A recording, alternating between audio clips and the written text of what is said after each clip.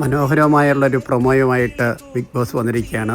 എന്നാലേ എന്നോട് പറ എന്ന് മോഹൻലാൽ അനീഷിനോട് പറയുമ്പോൾ നമ്മുടെ ഷാനവാസ് പറയുകയാണ് ഐ ലവ് യു എന്ന് പറ.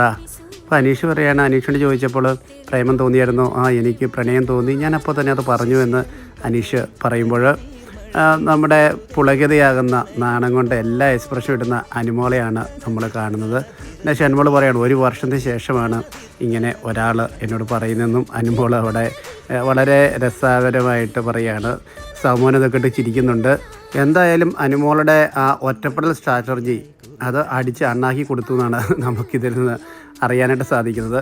അതുപോലെ തന്നെ ഇതിന് അനീഷ് ഇതെങ്ങനെ മുന്നോട്ട് കൊണ്ടുപോകുന്നു നമ്മൾ കണ്ടറിയേണ്ടിയിരിക്കുന്നു. അടുത്ത ഒരാഴ്ചയും കൂടി ഉള്ളൂ. ഒരാഴ്ച വളരെ സംഭവ ബഹുലമായിരിക്കും.